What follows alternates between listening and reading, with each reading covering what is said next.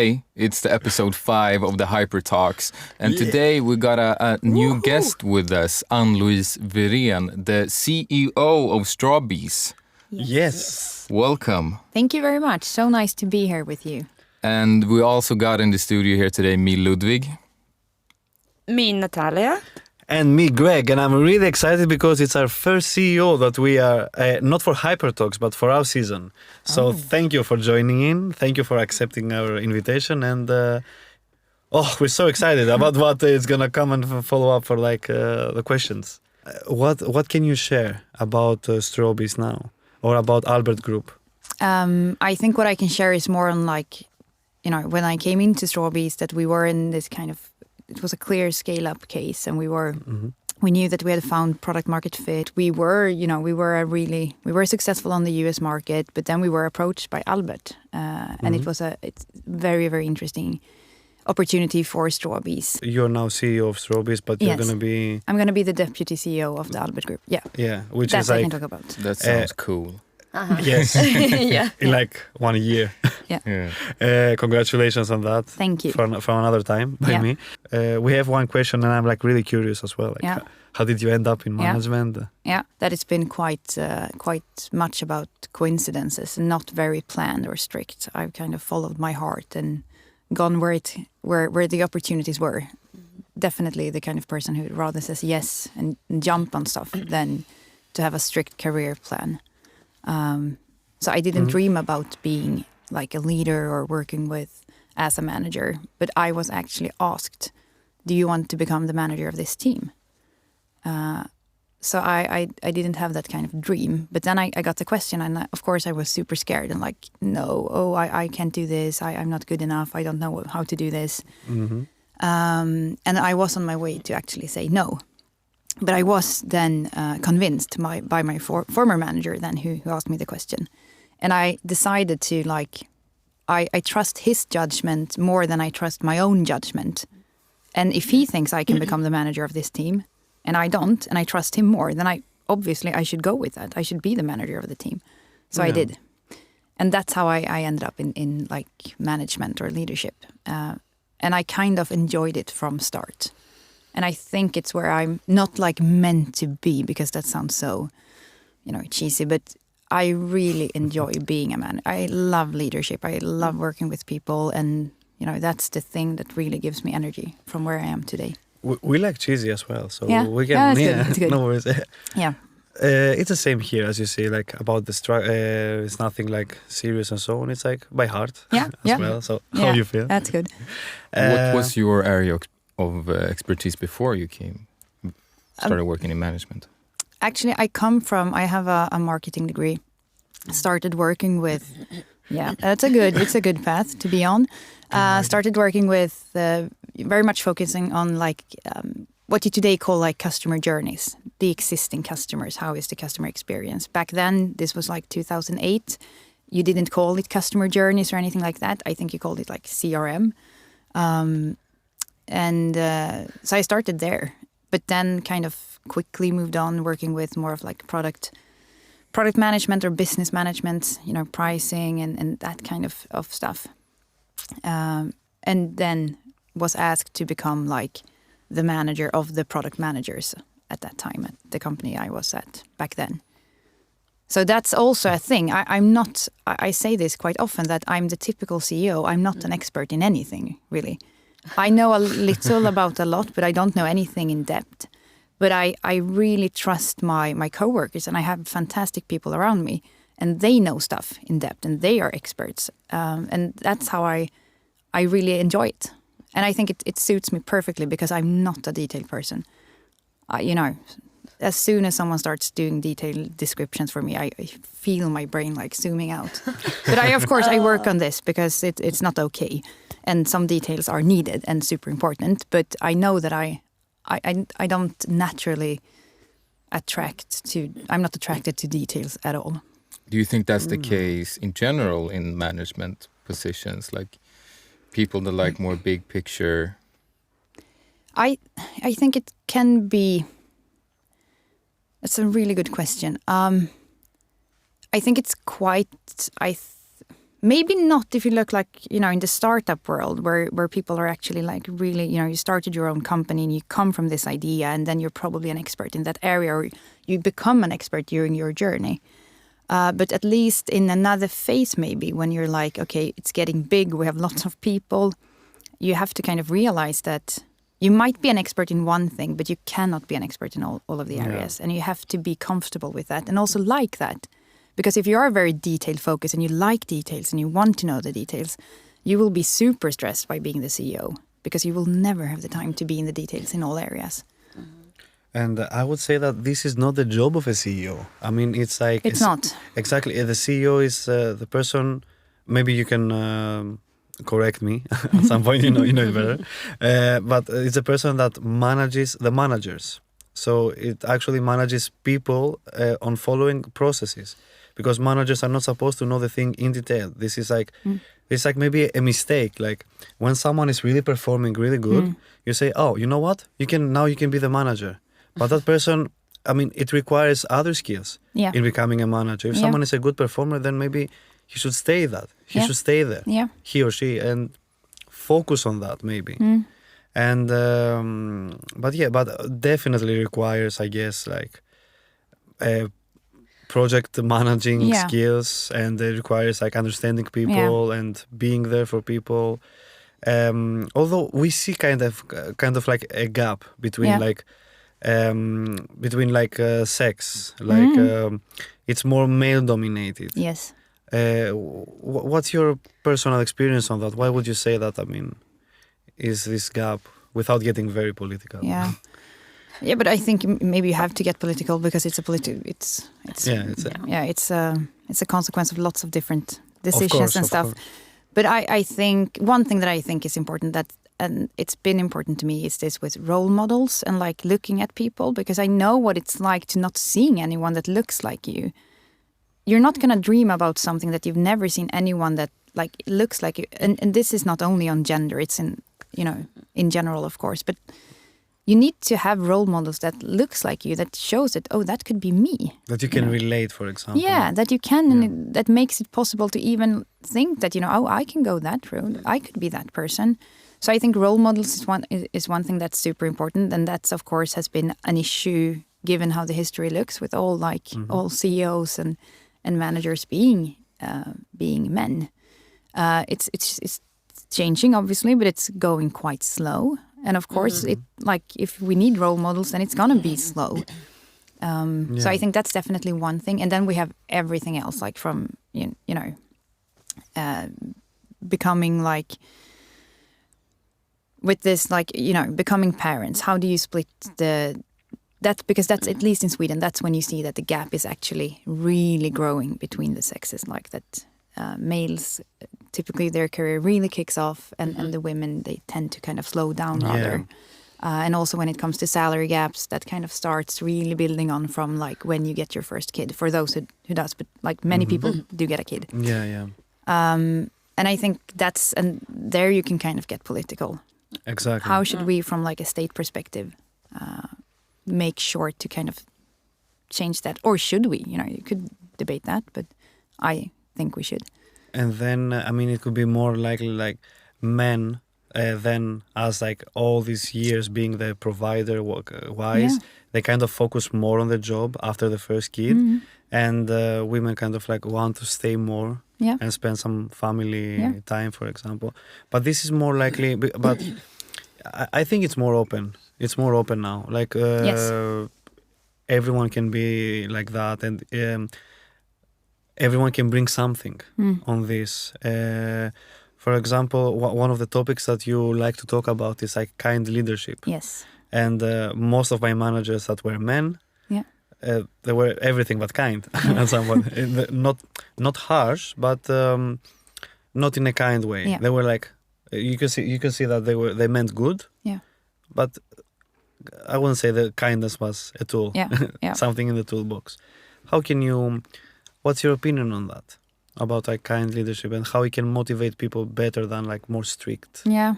Well, first of all, I think being kind that's kind of a core value to me. It's something I really strive in being in general. So I also, of course, take it with me to work. But if we look at it just from like a business perspective, if you look at all the like recent studies, all modern studies, and how do you actually build a high performing team and how high performing culture, it's all about building this trust. You need the trust. And how do you build trust?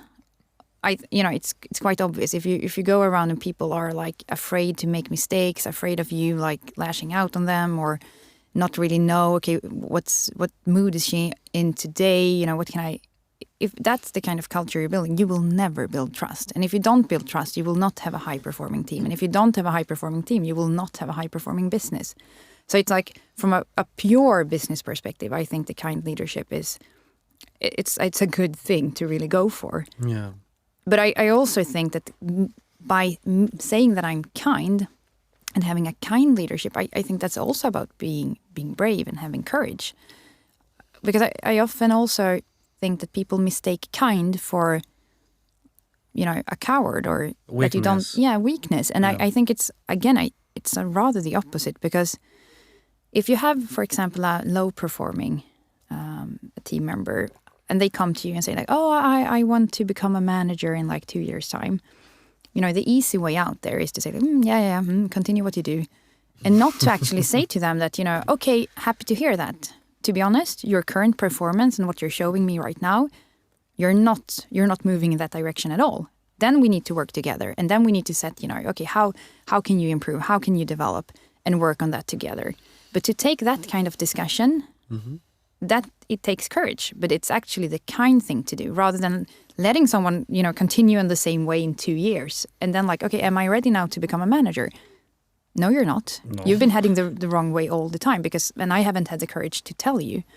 So I think kind is also to be, brave. Yeah. I've had a former HR manager that I worked with that said to me that, you should do things with empathy and courage in leadership. And I completely agree. That's really the two things you should work with.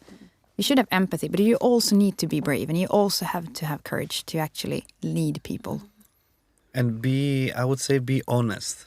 Like, okay, yes. Shall I be honest now? Are you ready to accept some feedback in a way? Because I've experienced that, and I guess like everyone, even in our group projects, we have some terms as like non-violent communication, that we're like honest with each other. If someone is like not showing up, or as you said, is not driven and is not aiming towards that way, but still they want all the fame or something like that, then we say, okay, the way I see it, because we speak only from the eye and stuff like that. That's a good perspective to go from. Yeah, the way I see it is that we cannot go there because this and that. So I think that's definitely not a weakness.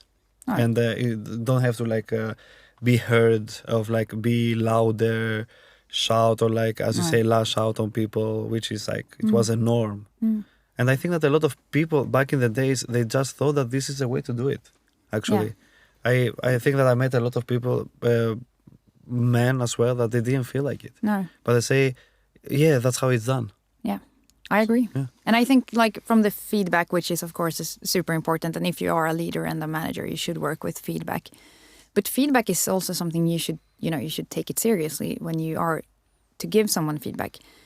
The example you just came up with is really good. You talk about like what I see from my perspective, what I experience is this, and then you describe it. But when you give someone feedback, I think you have to, again, start with building the trust. Because if I come to someone of you, we don't know each other, I'm like, can I give you some feedback?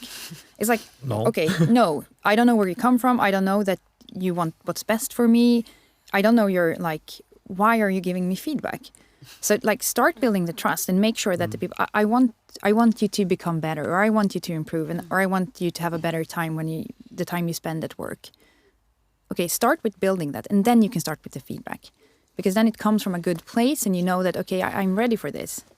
And also learn about your team members, your coworkers, like, because different people they are at different places. Some people are very like, oh, I love feedback and I'm so open and I can take it and I understand why you give this to me. And other people, they need more time and maybe more, be prepared and be at the right place. And Yeah, that's quite important. I mean, Yeah. for example, I was in Scouts for many years, and for 5 years I was in the leader position. And now that I reflect on that, I realize that I was like way, way far from where I should have been, or way far from how I see things now. Yeah. In a way. So definitely, I thought the opposite. I thought that that's the norm. Everyone should be like that, and I aim for that. So if anyone is like not open for feedback, okay, that's their problem. Yeah. In a way, okay. How do you create this trust and kindness and honesty inside of your teams? Because I think a lot of people agree that this is very important, but it's easier said than done in a lot of cases. But there are a lot of interesting techniques and models out there. Do you have any favorites that you use at Strawbees? No, and I again, I completely agree. It's so easy to say these stuff, and then when you go home to your office, like, oh, this is so hard to make happen in reality. But I think it's like one thing is to be very open with it, to talk about this, that this is what the kind of culture I want to build. What does it mean? And like really set that. And there I think you can really have like a top down, you can ask the CEO or ask the man, you can talk about this. Like, okay, these are the kind of culture and values I want, and what does it mean to me? And then of course have an open discussion, like, how do you see this? And talk about it over and over. But when it comes to building trust, it's of course not to talk about it only. I think you have to talk about it, but you also of course have to show in the everyday kind of leadership that yes, this is what I mean, and now you see it. But you also have to, I think, spend time on it and like really get to know each other. That's the first thing. When I came into Strawbees, that's what I spent quite a lot of time to get to know especially the management team, and it's like to really get to know them and understand, like, what motivates them, where are they from, where are they right now in life and in work. And of course, it's super important to really share as well and be transparent. Of course, you shouldn't be too open, oversharing or anything like that. You have to find that kind of balance, but to be as open as you feel is to kind of lead with your own openness and transparency. But then it's not like just on the onboarding phase, to kind of keep it there. We tend to do, like with my management team, like having a check-in question in every management meeting, and it could be anything from like, okay, where are you today on a 1 to 10, like good day, bad day, but it's like, okay, do you have any rational fear? What did you want to be when you grew up? Like all of those kind of small things. It might seem super silly, but I think every little piece we can like share with each other, and like then you build that kind of trust, and you know each other, and you can joke, and but you can also like, okay, yeah, I remember he told me that his first job, he had this manager who was like, blah, blah, blah.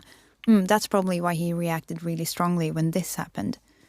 So you start to kind of build the puzzle, and you do it together in the team. So you can like the collective kind of intelligence and knowledge of each other builds all the time.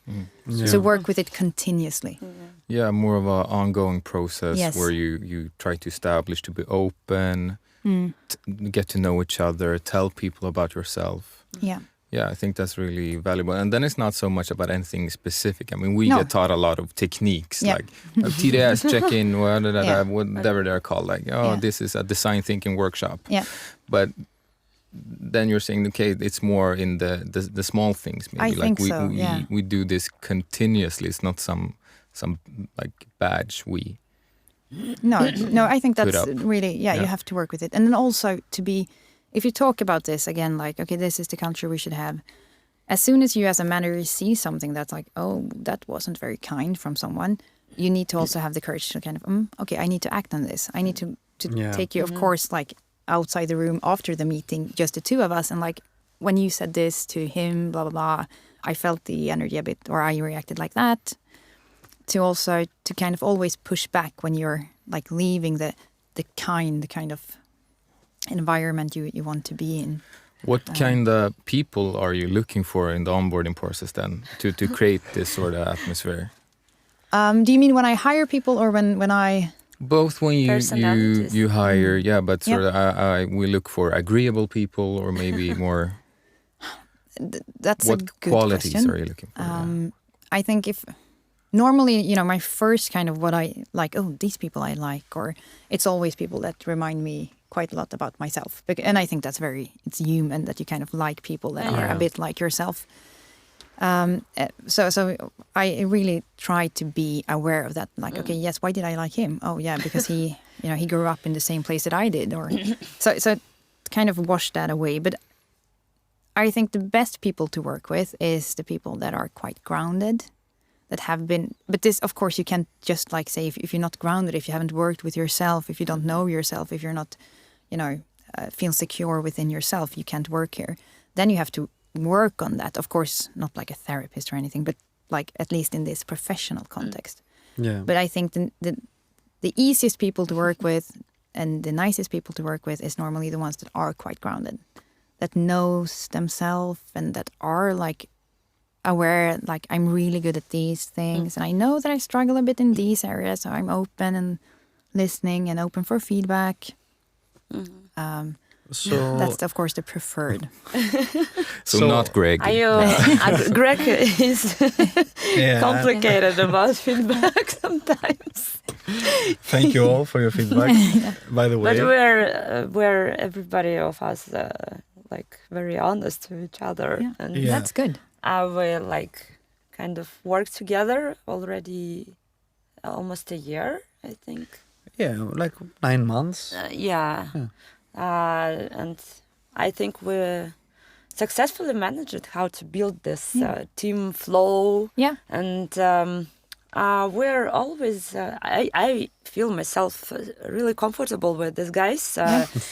When we have brainstorming or something, ideation or building the preparation for our sessions, or just hang out together. We didn't do that much because everybody are so busy with the project, with the studies and other stuff. With life, of course. And but in average, we're always kind of at the same vibe together, and. I can honestly tell everything to Greg or Ludwig, and we always have like very open discussion. But that's good. That means that you have built that kind of trust. Yeah, and you can do it fast sometimes, and you can do it slowly, and you can. With some people, it might never happen. Yeah. But then you've probably done that, and then you have, as a group, reached that kind of now we are actually efficient, because you talk about these how group develops. Yeah, like over time you're in the first phase where like nothing really happens. Everyone just watches, like if there's a manager or a leader, like okay, let's see what he or she does, and then it's like okay, normally you come into some kind of conflict phase where everyone is rather like, oh, I thought this manager was supposed to be good, but she seems to be crap. And then you're like in that phase, and if you manage to kind of be there and really tackle the hard stuff, you get out on the other side and you become productive. Yeah, and you probably are in that kind of productive phase. There is this book about that, the phases, the 5 phases, right? Yeah. I cannot recall it now, but I recall the phases. It was like the first thing. Yeah. It was in Hyper, like first month, you need to read that book. Yeah. Yeah. No one read it? No one read it because we are like jumped into a lot of things to do from the beginning, and it was very intensive from the beginning till the end, and still continues so intensive. So you're getting mad sometimes, like, oh, what? But you have an entire life to learn. On the other hand, and, you can't learn everything at once. It is actually so interesting. Well, if I can share my experience about the team building, I didn't find a place for myself in my data analytics program. But I found my place outside the group, with the guys, with the other student activities, even with the Hyper Island staff team. I really do a lot of things, but outside in the group, and I feel myself so happy. But when I come into my group, I always like very feel myself like a bit lost, because I don't know, there is a problem inside me or not, but it's kind of really interesting thing that I still can get why. But the data industry, let's say, in the tech industry, is male dominated in a way. So it might be this masculine thing. or it might be this detail, for example, that everyone wants this detail. With most of the time, it's like kind of like unnecessary. The thing is like if we understand each other, we don't need to go in the detail in a way. Let's on that way. But since Strawbees, and we haven't talked about Strawbees actually at some point. Like I know. But would you like to share some, like, how would you phrase Strawbees while it's like... Well, Strawbees it's a Swedish edtech. We normally say startup, but I don't know if we really qualify. Of course, we were a startup, and we have very much startup culture still.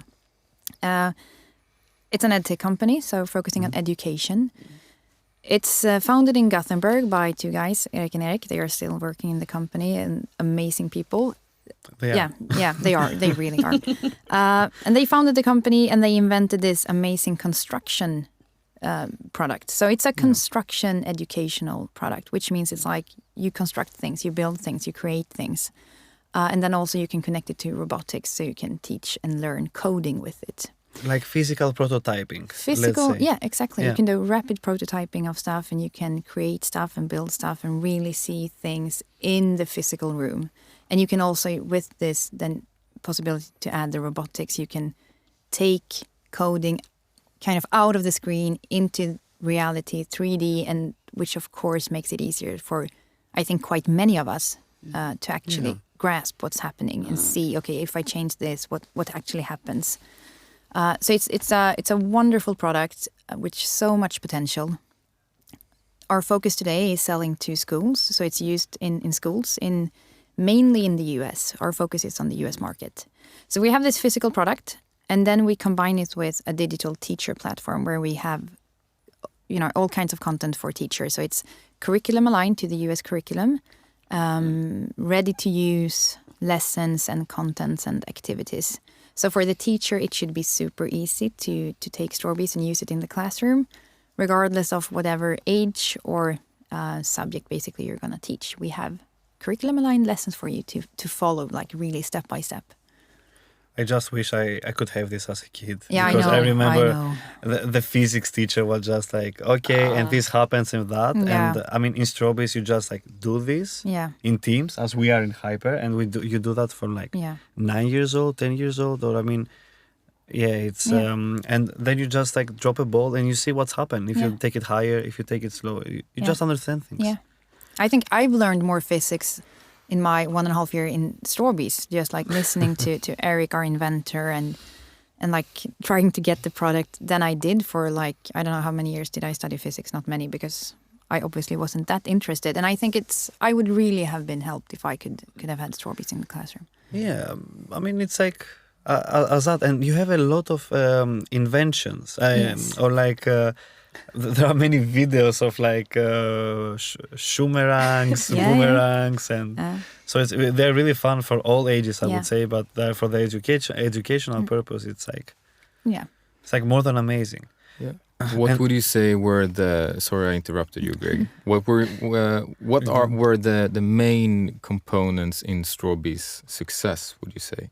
Is it the culture, the leadership, or was it just a well-placed product? Of course, a combination, but I think the product itself, it is amazing. It's just thinking about that Erik actually invented this product. That's my head almost explodes. But so the product it's really central. It's an amazing product, and I think that, and what really made us now take off, because we have really taken off the last years, and we were acquired by Albert, a European edtech, Swedish edtech company, European edtech group, and what really made us take off and finally then being acquired by Albert, I think was a combination of the product, but also like strategy and leadership. Because what we did was, like we said, okay, this product is amazing, has so much potential. It has, it can scale globally. We could go to any market, but we're like 15 people. We cannot be globally scaling in different markets at the same time. That's impossible. So we kind of really narrowed down. We said the US, so it wasn't like a small country, but we said like, let's go to the US. Let's focus on schools. Let's focus on grade kindergarten to 8. And now we do it. All 15 of us, we just focus on that and make sure we we create and adapt the product so it has a perfect product market fit for the US market and for these schools in these subjects. And then we learned everything about that, like really got to know the customer and the users, the kids and the teachers. Vivian, our head of marketing, has done an amazing job getting to really understand, okay, how do we market to these people? How do we find them? Who's actually the decision maker? And then, of course, with the product development team, adapting the product for the US market. So I think really product combined with us being very, very strict on the focus, not spreading too thin. That's what's taken us to where we are today. Yeah. So you can say that Strawbees is female-dominated company. Like the head of marketing, the CEO, other decision makers. Is Bauer and you, Greg? No. I have to admit, I like though, it actually. that I think the rest of the kind of more of like managers are male. We're founded by like they're Eric and Eric, then obviously two guys, and then they actually acquired another company where we also have two co-founders still working in the company, both male. So I think it's not a 50-50, unfortunately, but we're striving to go there. How would you say the industry is changing in regards to equality and? I think it goes slowly, as always, and I probably shouldn't say like too much about the edtech industry because I don't know that much about how it looks specifically in the edtech industry. But I think we all know what the tech industry looks like, and we all know that everyone talks about this, like women in tech, and we need more women, and we need more. But I think you can work from so many different angles. I think top down super important for the CEOs, for the managers out there that are female. Be visible, be role models. And then you have to have the energy to do that on top of everything else you do. But I think you should do it if you have the energy to be there. And also for, of course, all male CEOs and founders to really focus on these questions. And then we have, of course, everything from like what we do at Strawbees, making sure that girls from very early age are not excluded from the kind of engineering subjects, rather that they should be encouraged. Looking, again, we do a physical coding. And there are so many competitors out there that have like, oh yeah, they have this robot that you can code, or a car, or it's typically quite like male, if you say so. Like it looks like they are targeting boys maybe rather than girls. Yeah. Whereas Strawbees is like, it's multicolor. You can build anything. You can build a car for sure, and you can build a robot, but you can also build a unicorn. Or whatever you like to build. So it's more free of boundaries and inclusive. So I think needs to work top down, but also bottom up. Yeah, and I can add that we have basically nowadays we have a common trend like women in data. Yeah. Yes. Women in tech. Important. But what included in this trend, nobody can exactly say. Like we are in trend, yes, of course, but how it happens, and we see that it's we observe actually that it happens slowly. Yeah. And I am as a student in this field now. Currently, I can say that I see how our female part of group is really scary sometimes about the future because they don't know how to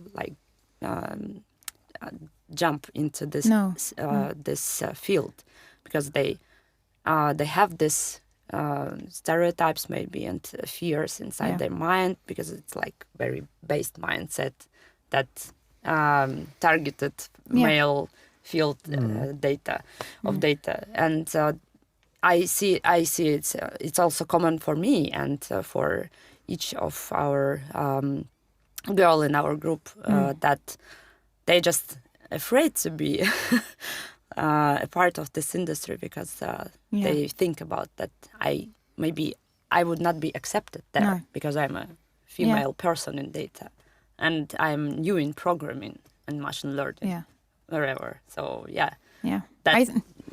It really also says something about why it's important to have really look at the numbers, because sometimes it's like, oh, you shouldn't be that stuck with, and it's going to be 50-50. But maybe it is important to be almost 50-50, because if you want to be able to recruit from all the talent out there, most people don't want to be the only one, the only woman in this environment, or the only male in some environments either. It's not what you want. So that means that maybe you're not even looking at the companies that don't have don't have people that looks like you. But you cannot relate as well. Although, it is another subject that, I believe that there should be equality in the chance, but not in the outcome, in a way. Because if there are let's say, 500,000 women competing for one position, and 1,000 men competing for one position, then it's more likely by statistic that it's going to be the talent is going to be the two talents in this position is going to be the women base. Because there's more competition in that. But it means that they really want that. Although I kind of really understand that as well, that you have to relate to something. I cannot relate in something in fashion, for example, for now. I'm not gonna lie, but of course, if I see something that I can relate, they want someone in ads, or they want something more data driven, I was like, okay, I can bring into that. Or AI, and now with the Balenciaga, if you've seen the movies that are generated with AI. You are ready for fashion. I'm not ready. Balenciaga. Although it's kind of controversial. Again, from them. They kind of did that. What would be a last tip? A last advice from me. A last advice, and especially for as you said, for women to because as these kind of 2 episodes with Strawbees is going to be women in tech and women in management. Women oriented. Women oriented. And we're, as you see, we're in a 50-50 now, as you see in the room as well. It can be tips for women out there on how they can maybe take more space or feel more encouraged, as well as how to create a culture that feels more inclusive, open. We touched upon those subjects, but if you have anything else you want to mention. I think the tip in general is to this is a tip for anyone. If you want to, if you want to be successful at your job, which most people want, it doesn't necessarily mean that you do a career or climb or anything, but you want to be successful. I think there are some things you should definitely look for, and the first one is that you should find a place to work where you have that has a culture that fits your own kind of values, where you have this kind of match between your personal values and the company values. And again, it's so cheesy to talk about company values, but I think trying to figure out what kind of culture is there. Is this if for me, for example, that I really I have this kind of kindness as a very important thing for me, I would never stay at the company. Of course, it's hard to know before you start there, but I would never stay at the company over time that I feel has more of a lead by fear or anything like that, because I would never be able to like it there. And if you don't like it, if you don't have fun, if you feel that you are doing too much compromises of who you are, you will not be successful. I'm quite convinced of that. So that's definitely a tip. And then I always pass this on, because this was said to me from a former CEO that I used to work with, that I think you should do yourself the favor, because there are so many interesting companies out there where you could actually work, and so many kind and nice companies where you could thrive. So I think you should every now and then check in with yourself and kind of, ask yourself a question. Am I at the right place? Do I like it here? Of course, you could have a bad day or a bad week, and the answer could be no. It was a nightmare. But over time, if the answer is no, over and over and over again, you should do yourself the favor of really making sure that maybe I should not be here, because you will never be able to, as a single person, change the culture of a company, unfortunately. But that's how it is. If you have a bad manager, you will never be able to change that person. They might leave, and you might have an HR people to talk to, and all of that, but realize that what you actually can change, and that you deserve to be in a place where you are happy. So ask yourself the question, time over time, am I at the right place? And if you're not, start planning on how can I actually find somewhere else to be. Of course, you can't leave tomorrow, but you can leave maybe in a year.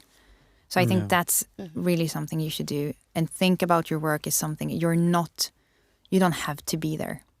You don't have to be there. Tomorrow, yes, but not over time. You're not a tree. You can move. Yeah, exactly. You can move. You can don't move. have roots. Yeah. You should move. Yeah. And with that one, let's use a check-in as a check-out. Yeah. So, as a check-out question, who would you be like? Who is your favorite historical leader? Like someone that you would like to have a one-on-one chat? Like you would ask, oh, how you do that? How did you inspire these people? I think the person I would like to actually meet, I don't know if it really qualifies as a historical leader, but a person that I really admire and I read everything she writes and, is Sheryl Sandberg, who used to be the COO at Facebook or Meta, but it was when they were, she probably was during the Meta phase as well. Because she has this, first of all, she seems like a really inspiring leader, has a very nice way of thinking about leadership. But I also think she really shows how to balance being super obviously successful at work, but at the same time staying true to her values and daring to continue to talk about these kind of touchy subjects on gender and equality and how women actually can, both giving advices and being open and transparent about her experience and good things she's done and mistakes she's done. So everything she says to me is like, oh my God, that's so true. Yeah, I'm going to think like that. So she would definitely be the person I would like to meet. Which was her name again? I can read Sheryl Sandberg. Sheryl Sandberg. Yes. She's written a book called Lean In, which I think I would recommend anyone to read, especially women maybe. Really good. Yeah. We can have that. Nice. Yeah. What about you guys? Do you have any, Greg? I'm still thinking. I have no idea what to answer. I thought about Catherine the Great and Elizabeth II. Yeah, but because they're leaders. Basically historical leaders and based on their background.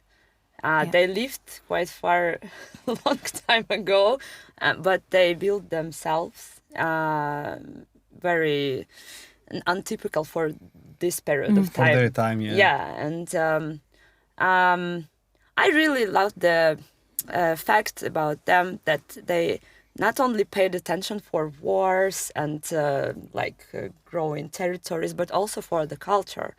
And they tried to do something for society, for increasing the quality of life, for education, for culture, for science, and they did so many things. And I really love the fact about it because it shows us that woman has a really wide imagination and mindset, and they are able to solve a lot of things at the same time. So that's my point. I will join your meeting with them. If you do a time travel. Time machine. Yeah. Well, I can give some more time to Ludwig. No, go ahead. Please do yours. Yeah, so that's why I would say mine. Mine is kind of like very usual, if you know me. Julius Caesar. Yeah. Oh, that was my second type of yours. Because he was both a leader, but he was like overall. He just took matters at hand. Yeah. In no matter what, if it was like military, was it politically, was it societally, he invented the calendar. Yeah. That's a big thing. Yeah. And the calendar that we have was changed it had slightly changes. So whatever he could give, whatever task he could give to this person, he was just driven. Yeah. He was just like that. Ludwig, did you find because we have I found someone, Marcus Aurelius, the Stoicism person. Yeah. I think his ideas are interesting and I want to learn more. So I think he's my, and I think he's a safe choice. I didn't want to say someone but not knowing enough about if they're a good person or not. Marcus Aurelius actually was a Caesar, which was a title he was a CEO. created by Caesar. So. I have a book, Ludwig, about Mark Aurelius, but unfortunately it is in my home language. No. Yeah. But hopefully I'll read one of his books one day. But I think the Stoicism, that could be a good thing when you're a leader, to kind of at least move closer to that, because you can't be acting on emotions and like be, like this fire burning uncontrolled. You need to kind of be like, okay, now this happened. Okay, I will just act on it. I do not react, I act. Yeah. It's more like closer to what's here in like more like, I would say it's connected to Jan de Lagen as well. It's like, I'm not that so unique. Yeah, but I think that's a big topic on that. So thank you, Anne-Louise, for being here. Thank you for your tips. Thank you for like your insights. Thank you for having me. And where can we find more about you or about Strawbees? Any news that you want to share? Ending? You can find more information on strawbees.com, our beautiful webpage, or you can go to classroom.strawbees.com and actually check out our digital teacher platform, which I think is inspiring even for non-teachers. Yeah. Cool. +1 on that. Nice. Thank you so much for coming. Thank you for having me. Thank you guys for today, and see you on HyperTalks.